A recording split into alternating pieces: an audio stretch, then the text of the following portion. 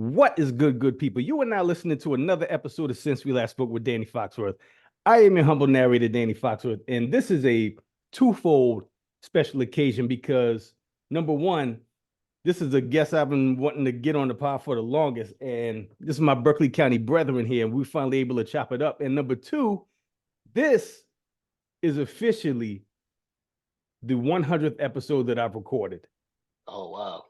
So, man, I'm looking forward to this one. So, I first became aware of this brother, on the great internets. Realized that he was actually from, my neck of the woods, from rural Berkeley County, St. Stephen, and we're going to get into all of that. So, this man, what can I say? He's a mover and shaker in the 704. He is one of the founders of Serving the Culture. We're going to get into all of that, man. Oh my gosh. Y'all boy don't even know. Ladies and gentlemen, we got CLT Geechee, aka Shelton Starks, in the building. Hey, brother Stark. What's up? What's up? What's up? What's up? Man, great to have you on. Let me get two of them. Let me get two of them. Yes, sir. So, the aforementioned St. Stephen. Talk about what it was like for young Shelton growing up in St. Stephen. Sure, man. So, from ages like 0 to 5, I grew up with my mom and my biological dad, but I spent a whole lot of time with my cousins and my aunts and stuff like that, just like everybody else that grew up in the country. And then my mom moved to upstate New York, Monticello, New York. Okay. And she sent for me to come up there, and I lived there from 5 to 10, and then came back in the 5th grade in middle school. And growing up in St. Stephen's was way different from Monticello because of course it's country. But I was around my family, and I learned so much from my family and from my aunts, my uncles, and my granddad before he passed. He actually gave me my love of cooking. He could cook anything. He could fix anything. Um, he was just a renaissance man. I watched him build stuff from scratch. I watch him work on cars. I watch him, you know, make all kinds of dishes. Catfish stew. He made the best sweet potatoes, candy yams you ever want to have. And then I watched him one time. He had an old washing machine, and he put a turtle in there, or as he would say, a cutter. Right? Mm-hmm. He put a cutter in there and fed that cutter for about 3 months. And then the next time I came home from school, the cutter was in the pot. So Wow. he old school, old school. He would cook any and everything, all kinds of squirrel, rat, everything. So growing up in St. Stephen's, man, we're exposed to things that, in hindsight, uh, were really really valuable. You know, Christmas time barbecuing the hog. A lot of people pay for that now to watch the butchery and to see it go from being in the hog pen to slaughtered to being on the grill for 12 hours. They pay a lot of money just for those things, and we grew up with those things, like, they were second nature to us. So growing up in St. Stephen's and uh, attending middle school and high school at Macedonia were fantastic. Man, and St. Stephen, the thing that always stuck out to me was especially that IGA. Oh my gosh. My Yeah, the mom Igga, baby, the Igga. she worked at St. Stephen Middle for a brief period, and every Friday she stopped by there and get something out the kitchen. They used to have that okra perlo. Yes, sir. Brother, man, Yes, sir. that's some good eating right there. That and the fact that they had y'all had a Bojangles We in did. St. Stephen. That was major too. I think it was at the gas station. Yeah, was it a Texaco Yeah. gas station? Yeah. Yep. Yep. Texaco. Yep. Vividly remember those. So Macedonia High, man. Whew. Mighty Can't Mighty say Foxes, Macedonia. baby. Yes, sir. The Mighty Foxes, the football juggernaut. Yeah. So, Yep. talk about it. What was the high school years like for you? So high school is such a fond memory for me because we we were so dominant in sports like basketball and football. Um, and I would say I know UNC Duke is a big rivalry. I know Alabama, Florida. I know Tennessee, Florida. big football rivalry. But when Macedonia played St. Stephen's, I had never been in anything like that since. Wall to wall, um, the wall sweating because it's so hot in there. Nobody leaving. People standing up. People trying to play basketball on the court, and the ref keep having to tell people to back up off the court because there were so many people trying to see the game. Mm-hmm. A crazy atmosphere. Um, you know, being exposed to some of the best black teachers that I had ever been exposed to, the Prelo brothers. They taught science, one in middle school, one in high school. And then, my favorite teacher from high school, Miss Michelle Taylor, who ended up at Berkeley for after she left Macedonia. And she had the FBLA, took us places that we wouldn't even think about, bro. Going to Columbia, going to Myrtle Beach for those conferences, man. Great times, bro. Great times. Miss Taylor, God Almighty, I hadn't thought about her since high school, man. That's Yeah, what that's Miss she Taylor used is to hold like. them down with Yeah, the FBLA. Miss Golly, Taylor is like, ooh, like a second mama to me, man. For real, for real. word. Yeah, Miss Taylor she was it, bro. I was right up under her all high school. Like I was in FBLA from ninth to 12th grade, and I can't. We went so many different places together, man, and she exposed me to so much, and enlarged my mindset about where I could go. Yeah. So Hmm. man, this football team, I still say to this day, the best football player I've ever seen in my life, the best high school football player I've ever seen in my life was Joe Hamilton. Right, right. Joe was he was special. He was really really special. Um, being as small as he was, but able to do the things that he did with the football was absolutely insane. And even before Joe, my cousin, he went by Clifton Dingle officially, but Scoop went to Penn State and was a beast. He was a insane running back at that time at Macedonia. Pearson Prello, another classmate of mine.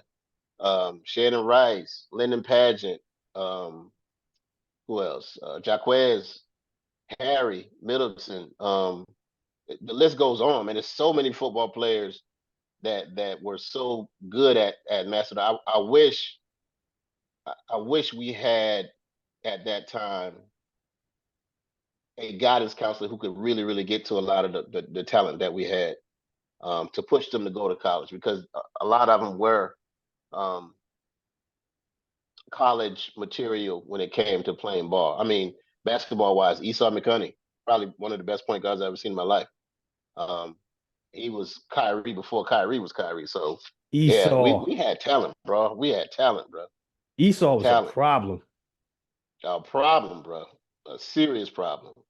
because Yeah. my aunt Keita, she's from Schuylerville, and I remember she took me to a couple of Macedonia basketball games, and I tell you, him and Joe, Yep. Him, Joe, and Scoop.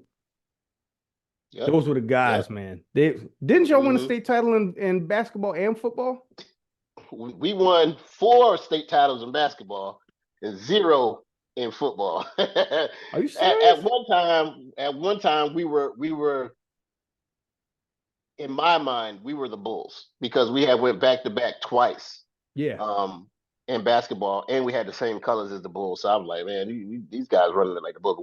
We lost to Silver Bluff. I'll never forget it, in the playoff, to go to the states for football. We never won a state football title. Mm, man, I thought y'all, man, Courtney I Brown. didn't know. Yep. So then you graduate from Macedonia High, and then you have some decisions to make in terms of where you wanted to take the next step with your college years. And Right. you decided upon Livingstone College. So Right. what was it about Livingstone that you were so drawn to? I'm gonna tell you the truth, bro. Um, I went to a college fair at Berkeley one Saturday when I Mm-hmm. wasn't working. I used to work at McDonald's, in Moss Corner. And when I one Dang. Saturday I wasn't working, I went to a college fair, and I signed like all these different paperwork. Right. I didn't know what I was doing. My parents didn't go to school, so they didn't know what they were doing either. So I went up there, signed a bunch of stuff, started getting all of these mailers from these different colleges and stuff, asking for like my GPA and all that stuff. So I'm filling the stuff out, sending my transcripts off, all that stuff. I ain't thinking nothing of it because my plan was if I didn't get into school, I was going to the Marines, right? So I get this letter from Fayetteville State, and they're like, "Hey, you've been accepted. You know, we want to offer you like $2,500 in scholarship money." And I'm like, "Okay, that's cool." Then Livingstone wrote me a letter and was like, "Yo, we really impressed by your GPA. We want to give you a half tuition scholarship. You're gonna pay for everything except half of your tuition. You ain't got to worry about nothing else." I'm like, "Yo, that's a better deal. That's where I'm going, right? Sight unseen. Never been on the campus. Didn't know it was an HBCU. None of that. I'm going to college." Me and mom and them, we drove up there. We get on the campus, and she started looking around like, "Oh, this is a black school." I'm like, "Yeah, I guess so." I didn't know. I didn't know. The only HBCU that I was aware of at that time was South Carolina State because my church used to take us there. So Yeah. I was unaware. I was a green country kid, not knowing nothing about HBCUs, nothing about none of that stuff. So I went up there, man, and the best 4 years of my life, bro, So hands down. what was it about those what was it about Livingstone that made it so special for you? I think Livingstone possesses the same thing that all HBCUs possess, which is being immersed in your culture around your people without having to be afraid of what anybody thinks. Right? Yeah. I mean, you got the normal peer pressures from somebody that is from Chicago or DC or something like that. They might call you a lame or you country or you Bama or whatever. But that's just a part of the black culture. Um, Livingstone has that magic that I think all HBCUs have. Like they're gonna take you through a little bit of adversity, but the community that you build from an HBCU is unlike anything I've ever experienced because you get lifelong friends. I just went out with two of my friends um, last month, and I've known them since my freshman year, and we talking about '95. So we running on 30 years now, and we still communicate. We still kick it. When I go back to homecoming, it's like going back to a family reunion. Um, you just feel at home. It's sort of like when you're driving to Livingstone. It's the same feeling you get when you cross that Santee line on 26 and you start to see the trees change Mm-hmm. and the pine trees start to emerge more and the temperature chart starts to change and you start to feel like you're at home at that point. It's like that. It's like going to Charleston and feeling at home. That vibe that is unexplainable, man. It's incredible. The bands, meeting people from different backgrounds, exploring different music. I think, yeah, Livingston was the first place I ever heard the go go. And I was like, what is this? This is incredible. Yeah. Yeah. And meeting people from different places. We had people from DC, Texas, Florida, Georgia, Chicago, um, Indiana. We had a girl from Alaska. That blew my mind. Really? Yeah, we had a girl from Wow. Alaska, and it blew my. I mean, of course, we got people from the diaspora. We got people from the Caribbean, but we also had students from South Africa. It was incredible, an incredible cultural experience for me. So what was your major? Political science with a minor in business administration. I had always wanted to go to law school, and they say, "Hey, this is a track you need to take to go to law school." So that's what I took. Okay. So Yeah. who were some of your favorite professors? So I had a mentor, Miss Judith Cowan. If you haven't noticed, it's a lot of black women who've been instrumental in my life. The Judith Cowan was the trio director, and when I first got to school, um, you take your little entrance exam or whatever, and you score. And I didn't score well at all. Like I did terrible in math. I did terrible on English, everything, right? So much so that they put me in remedial classes in college, right? So I had to take like high school math and then high school English, and then after the first week being in both, the teachers was like, "Yo, you shouldn't be in here. I'm going to write you out," and they tossed me to the next classes. Um, but Miss Cowan was instrumental in my development. She took me on graduate school tours. She introduced me to a program called the Rhonda McNair program um, at the University of Tennessee. And I went there my junior year. That changed my whole trajectory in life. Being able to go to school and they pay you to go to school and you get school credits and going to Knoxville, Tennessee and kind of being in that different environment. Tennessee is different. It's definitely not East Coast at all. It's definitely Mid South, the way that they call it. So yeah, Miss Cowan, Miss Anderson, who's a math teacher, and I had a what's wild is I had this professor. He was about 6'5", 6'6", skinny white dude, Dr. Reynolds, and he taught me this class called Contemporary Africa. He would talk about how fantastic Africa was and how he had a house in Nigeria, and he would tell us all these wonderful things about our people, and that stuck with me, man. That I mean, that really stuck with me. He's to this day he's still one of my favorite professors. And what were some of your favorite courses to take? Contemporary Africa, finance. That was my one of my favorites because me and this guy, this guy from it's from I think it's from Ghana. We got A's in the class and everybody else got like C's. We were we were killing it. So that's one of my favorite courses. Um, what else? Business law. All of the politics class. I enjoy school. School. I mean, I'm a nerd, so I love school anyway. So I enjoyed school a lot. So then after Livingstone, you made the trip up to Knoxville to continue your collegiate career at the University of Tennessee to Yeah. go to law school. So Hmm. what was that like? Culture shock. You go from 99.999% black to like 5% black immediately, right? And the facilities at a state funded, predominantly white school are way different than at a private HBCU. You know, they had access to things that we would have dreamed of at Livingstone. I mean, just the fact that there were, I think, three student gyms that you could play basketball, lift weights, and do all kinds of other stuff. We had access to Olympic-sized swimming pools. Um, our law school had just been built. Um, they tore the old one down, so it was brand new.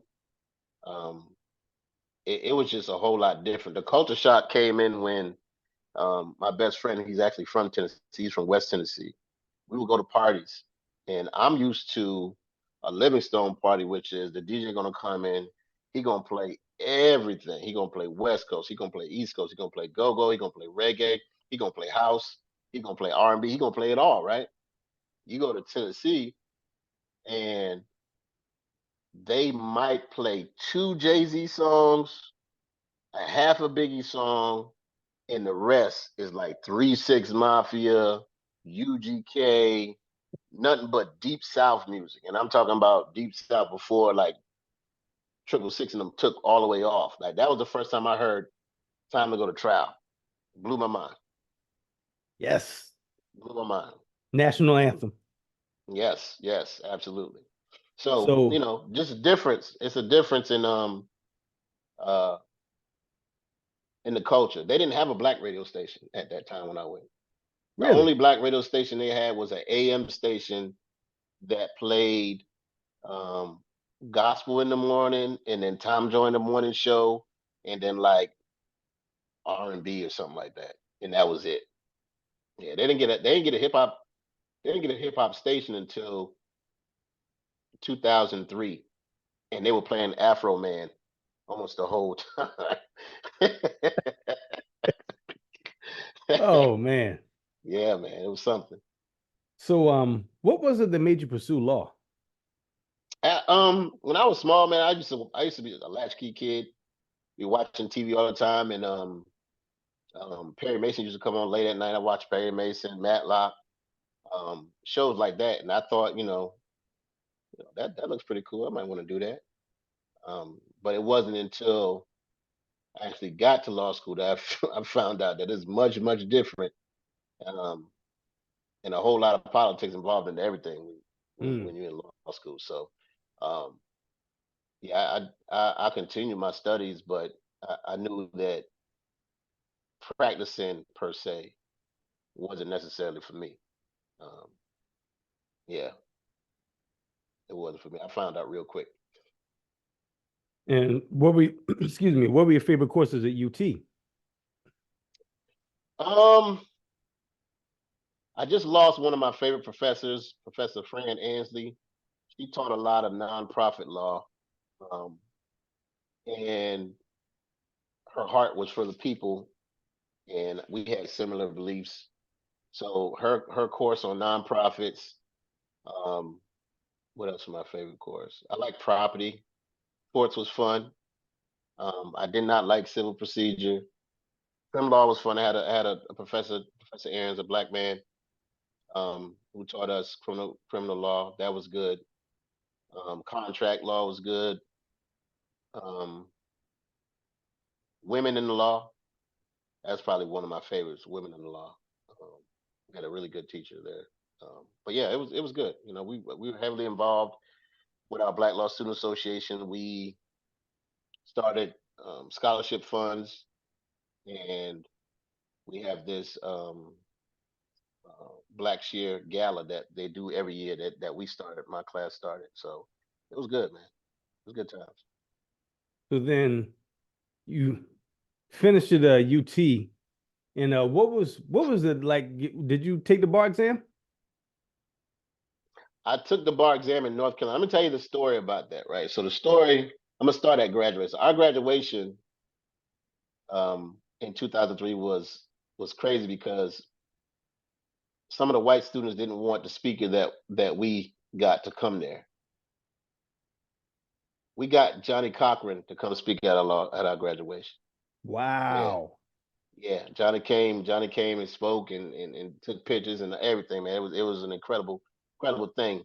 At that time, I thought I was gonna go to Georgia and go to Atlanta. I lasted 3 months in Atlanta. Three Mm. months. The traffic was terrible. Everything was far. Like, bruh, why I gotta drive an hour to get to the place? Bruh, we still in Atlanta and I gotta drive an hour? That's nuts to me, bruh. I can't do this. So I came back up to Charlotte, which was my intention anyway. I wanted to um start off in Atlanta and then go to Charlotte. I came to Charlotte, um, bunk, cop surf with my homeboy, study for the bar, quote unquote, study for the bar. I really didn't study for the bar, and then I took the bar and I didn't pass. Um, and I know why I didn't pass. 'Cause I didn't. I didn't really study. That's probably one of my academic Achilles heels. I never really studied in school. Period. Right. It was just like I would read over it, but not necessarily study. I didn't develop the necessary study skills to do what I needed to do. Um, but yeah, I've been fortunate enough to still work in the legal field, without having to practice or whatever. But you know, would I change it? Absolutely not. At one time, I was getting ready to go to culinary school, because that's always where my heart was, with cooking and food and everything like that. So what was it that drew you to Charlotte? When I went to Livingstone, man, we used to be down here all the time, at different places, and I just fell in love with the city. I fell in love with the vibe here, and I think Charlotte is a great city. I think people complain about it a lot because they want they want Houston and they want Atlanta in Charlotte. But Charlotte has its own identity and it has its own scene. People are lazy. People don't want to dive into the scene and dig and find things that they like. They want things presented to them. So they complain about the city a lot. I don't want to ever complain about the city. I mean, you have um, NBA team, an NFL team, a minor league baseball team. You have the arts that come here, the ballet, the different shows that come here, the concerts that come here, outdoor concerts that come here, parties that come here. And prior to them leaving and going to Baltimore, the CIAA was here. Um, and I grew up with that. So, and when I was in undergrad, the CIAA was in the first time I went was in Winston-Salem, North Carolina, and then it moved from Winston to Raleigh. And Raleigh is when it really started to grow, and that's when a lot of people started to really pay attention to it. And it moved from Raleigh to Charlotte, and that's when it took off after that. So CIAA um, was instrumental, I think, in helping to grow Charlotte. CIAA, the Democratic National Convention, um, and All Star Weekend. All those things helped to grow Charlotte, and I think because those things are no longer here, people kind of feel like the city ain't popping no more, but it is. It still is. So I just love this area, bro. Yeah, and oh man, don't even get me started. That's like my second home. I love Charlotte, man. Shout It's out great. Beatty's Ford, shout out That's Tuckasegee, right. shout out Freedom Yeah, Drive, all all of them that. good places, man. So serving the culture. Yeah. Yeah, let's get into the meat and potatoes, man. Serving it, how did that come to be? So, like I said, I've always had an affinity for cooking and food and culture, surrounding food and cuisine. So I was watching TV one day, and this chef named Ludo, a French chef, had a TV show where he would go to different restaurants and do a pop up, right? And he would cook whatever their food was, blah blah blah blah. And I was like, man, that's a really interesting idea. And so I started to develop the idea, and then I saw Greg Collier, Jamie Barnes, Greg Williams, Mike Boland, and I think one more other person. I think Justin Hazelton started this group called Soul Food Sessions, and they would do pop ups, but the pop ups was centered around black chefs. And I thought that idea was fantastic because whenever you see like pop ups in the city or pop ups in Charleston and stuff, a lot of the chefs are white because it's a just like the legal profession, it's um, heavy on white folks at the top and not so inclusive of other races doing their thing. Like whenever you see something on Instagram about the top 50 chefs in the world, rarely are those people black chefs. But we all know when it comes to the kitchen, the black chefs are in the back and they're preparing the food. They're doing other people's recipe to a T, probably better than they can do their own recipes. Um, and so Soul Food Session came in and they wanted to give a lot of the black chefs in the city an opportunity to shine. And I talked to Greg Hey, and keep Jamie. talking. Yeah, I talked to Greg and Jamie, and they were definitely on board with another version of a pop up coming to the city. Um, and so me and Jamie got together with a couple of other chefs and mixologists in 2019, and we did the first Serving the Culture at Dump and Swat in Camp North End, and that one was Into the 36 Chambers Wu Tang, which was right on time with the 25th anniversary of Into the 36 Chambers. So I wanted to pay homage to them. Wu Tang is very central into my hip hop identity. At one point, I thought it was going to be a part of the Wu, a Wu affiliate of some sort. Um, they just came in '93 and just took over everything, and I was Wu Tanged out, bro.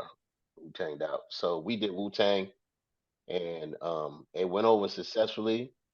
And people started asking when the next one was, and we did. A couple months later, we did Outcast, and they just kept going from there, bro. And man, I remember seeing y'all's just seeing the pictures from y'all's parties on Hmm. IG, and I was like, man, I need to be a part of that. You That gotta looks come. fire. You gotta come, bro. No doubt. And then I saw y'all have a function at South by Southwest too? It was at Afrotech. We went out to Afrotech in November, and put on a rendition of our crunk theme out there, and that went pretty good as well, man. We want to eventually take it on the road and go to different cities and things like that. So that's ultimately what the plan is going to be moving forward. I don't know, man. I told people when I first started this thing, I only wanted to do one. I just wanted to see if I could do it. I'm just that kind of person. I try stuff. I've been bungee jumping, and the second time I went bungee jumping, I did it backwards just so I could try it, see what happened. I don't know. So I never wanted to start serving the culture with the intention of it being a long running series, but I see people like it, and I'm all about having a party and having people enjoy themselves. So um, people have been asking for it to come on the road, but you know how IG folks is. Yeah, bring it to this city, and them folk won't even buy a ticket. So you know, you gotta be Yeah. careful with that. Hmm. But man, y'all check their page out, man. Serving the culture. They do so many dope things in Charlotte, man. Yeah, and the next one y'all throw, I'm definitely there because I I got you. missed out on I the got you. last one. I was like, I'm not gonna cheat I got myself you. like this again. Don't even worry about it. I got you, bro. Word. So, you know what? I'm gonna switch it up a little bit. Let's get into let's talk a little hip hop here. So I Let's know do it. you've made it a point to let it be known that your favorite rap album of all time is The Low End Theory by a Tribe Called Quest. Without doubt. Without a doubt. And I remember I was in, because that's one of my favorite albums too. I remember I was in, gosh, that came out in what, 92? Nine, my 91, 92. Yeah, I was in ninth grade when it came out. Okay, so I was in sixth grade. And Butter was the first, I think Butter was the first rap song that I ever remembered completely from beginning to end. Shit, So yeah, yeah. what is it about the Low End Theory that holds such a special place in your heart? I think that coming of age albums happen right around that 13, 14-year old time where somebody will get a favorite album that kind of transitions them into adulthood. And Low Yeah. End Theory was that for me because while I love the first album, um, I think some of the concepts at that time were probably a little bit over my head. But the Low End Theory spoke directly to me. I mean, Butter, uh, incredible. I mean, Fife Dog still to this day one of my favorite MCs, even though he's highly underrated. Um, I loved him because he talked about the things that I like: sports, girls.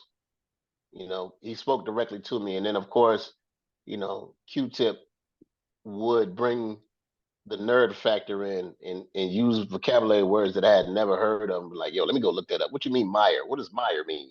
And I'm trying to look that up in the dictionary because of course we had no internet back then. Um, and the music, the jazz, it just did something to me, man. And from that day forward, I don't think another album has impacted me the way that it did. And you were right. I never really took that in consideration about what you said about Q-Tip using these words. I remember Hmm. I was riding with my mom and she had a Chevy Astro van. I can't remember where we were going, but I was playing that album for because I mean she knew that I love Tribe, but Right. that was the first time I heard the term menage a trois. And mom was she's driving, she turned around, looked at me and like, you better not say nothing. Like, That's I don't know what hilarious. that means. And then he explained the next bar, he explains what that means. I was Right. like, oh, yeah, I ain't saying that word around mom. So Ooh. what was your first memory of hip hop? My first memory of hip hop was when we lived in upstate New York. I was a breaker. Um, that's how I came to hip hop. Like I saw these dudes on the street with some cardboard, doing some cool stuff. And I was like, yo, what are they doing? I'm gonna follow them. And they went to the laundry because at that point we had apartment complexes and they had like laundromats on each corner of the apartment complex. And in the laundromat they had linoleum floor. And so we would go down there and they would be breakdancing in the laundromat. And I was like, yo, this is incredible, man. Yeah. What is this? And the music, man, Planet Rock, I felt like I had been shot when I heard Planet Rock, like in the chest. Like, what is this I'm hearing? This is out of this world, man. It was amazing to me. Because before that, before breakdancing, I was a huge Michael Jackson fan, right? I mean, like gigantic Michael Jackson fan. And so simultaneously, I was kind of trying to do, Michael Jackson stuff and breaking stuff. And I'll never forget watching the making of Thriller, right? And it was on HBO. And he let the little boy come up under the rope and start breakdancing. And I lost it, bro. I was like, man, that should have been me. That should have been me breakdancing with Michael Jackson. But it was incredible. And that's when I first came to hip hop, and we've been going solid ever since. Man, it's not often that I hear somebody get introduced to hip hop from the b-boy aspect of it. And that's Yeah. that's incredible. Yeah, man. Yeah. So what were some of your other favorite albums? I'm a huge Biggie fan. So Life After Death, um, and Ready to Die. Um, I'm heavy on the East Coast. One of my favorite albums is a real grimy album, Capone and Noriega, The War Report. One of my favorite albums of all time. Mobb Deep, the infamous. Actually, the first three Mobb Deeps, incredible, incredible catalog. Um, what else? The first Buster. Um, I make sure everything remains raw. Incredible, bro. Yeah. Incredible, incredible. Mitzi, the first Missy goes crazy. Um, I'm trying to think about the albums. Oh, of course. I mean, Wu Tang.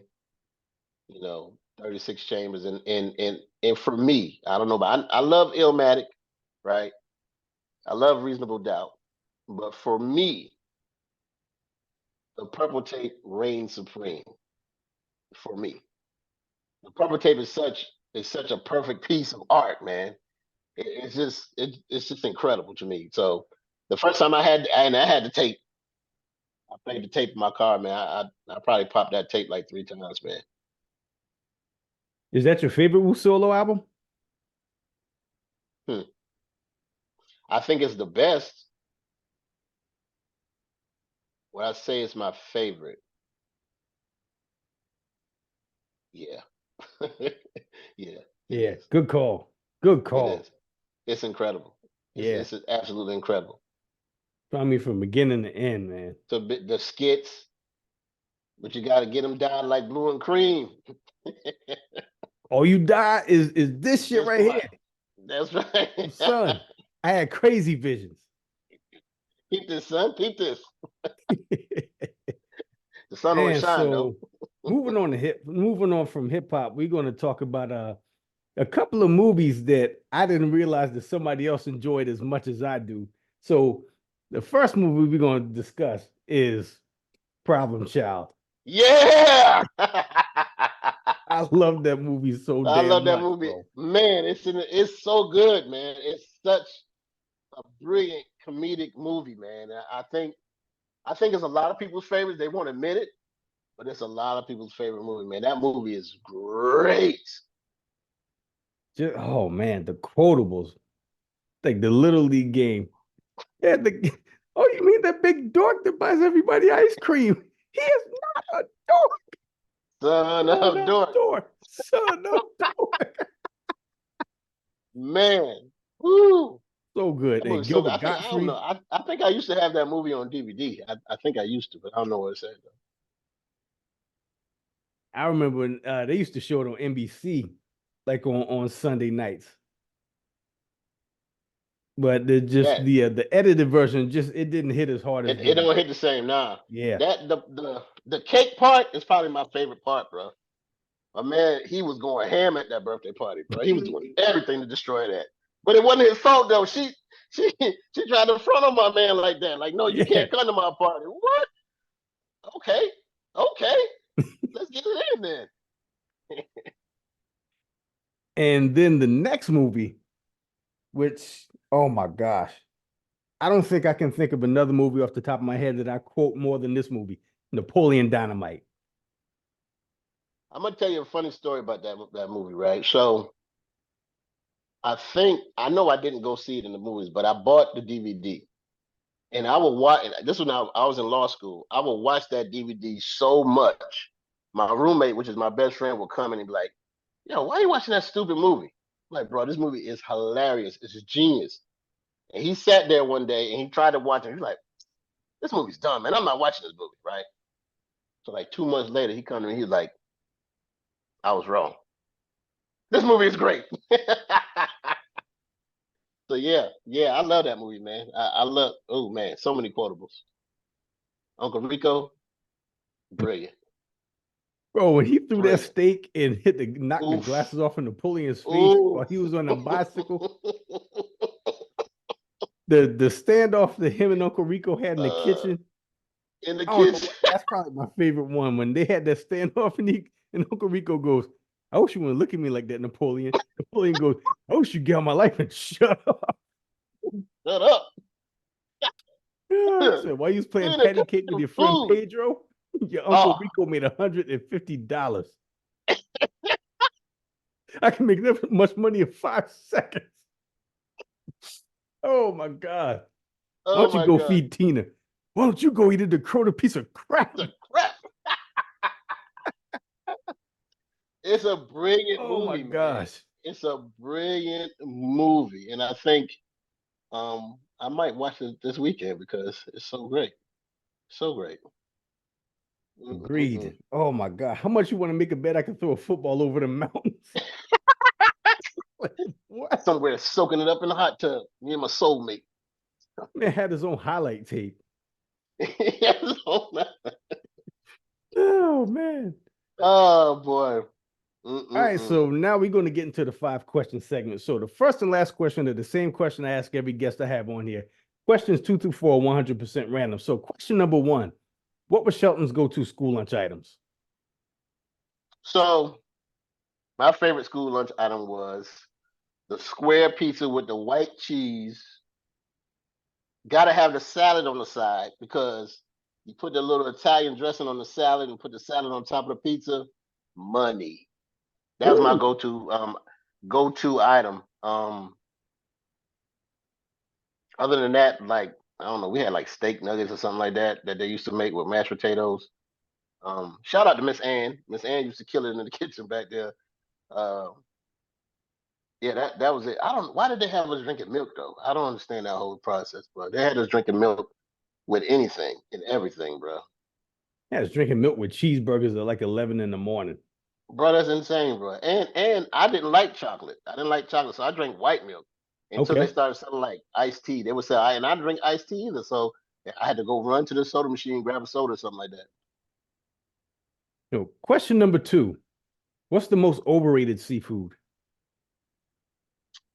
Overrated seafood is crab. Now I'm gonna tell you, I'm allergic to all shellfish, Oh, really? but I am. But the way that people lose their mind over crab is insane, and I don't get it. I get it looked like it's way too much work for that small amount of meat. I feel you So I'm gonna say 100%. crabs is overrated. There's so much more you can eat: scallops and shrimp and mussels and all kinds of stuff that you can razors. You can eat all kinds of stuff, but they choose crab legs for some reason. Salient points, sir. Even Question number even 3. even Go even ahead. crab legs versus blue crab. Right? We from the Chuck. Blue crab's greater than crab legs. Everybody know that. hmm But people love crab legs though. But whatever. Go to the next question. Sorry, I was on my soapbox. Oh, I encourage it, man. I encourage soapbox talk on here. Question number 3. What's your favorite convenience store? Ooh, that's a good one. Um, it's a tie. It's a tie between 7-Eleven and QT. QT. QT is great because when QT first came out, everything was like 49 cents. Ice cream, um, sodas, whatever, right? And they got the best prices when it comes to all the snacks and stuff. But as a connoisseur of snacks, 7-Eleven be dropping some flavors on your head, and you be like, "Oh snap, this is really really good." And 7-Eleven might be the king of gummies. They got all kinds of gummies, man. And them joints, they bust. Yeah, they got some. I never had their gummy bears, but I love their chips. I love their Yeah, they chips. chip crazy. They go Yeah. crazy. Hmm. Question number 4. What's one thing that social media needs less of?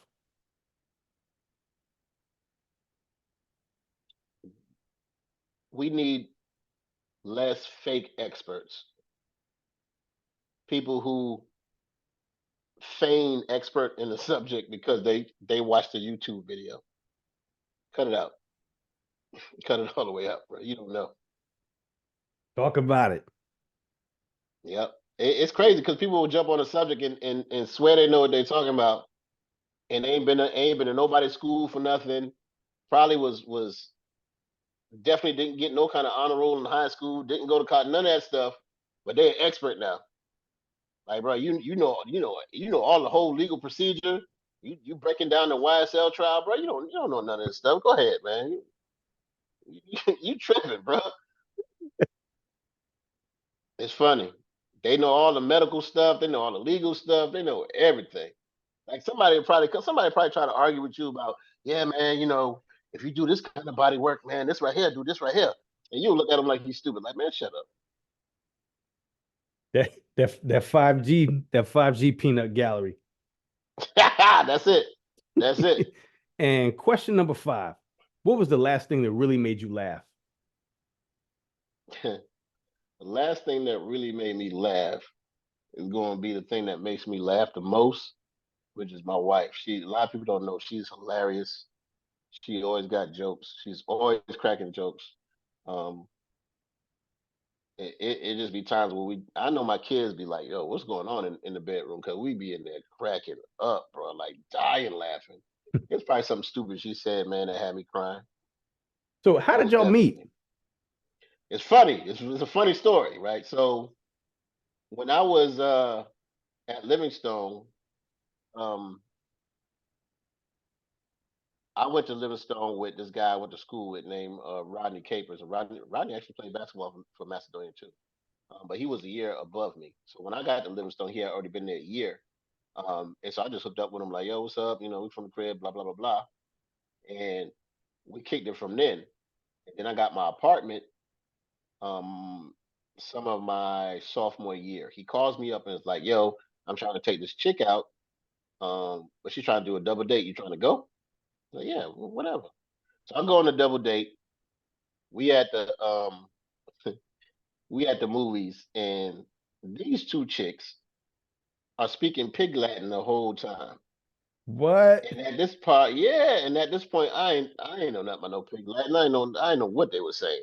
I'm like, what the heck? And they was putting a little extra spice on it and stuff, holding vowels. I'm like, yo, y'all tripping, bro. And so I got a number. I called her a couple times, and things didn't work out. 8 years later, I'm come back to Charlotte, and I hook back up with Rodney, and we go to church, and I hear somebody call my name, and it's her. And I'm like, yo, what's up? And we start, talking on the phone or whatever and kicking it, and then we were riding tough ever since, bro. Wow. Almost let's see.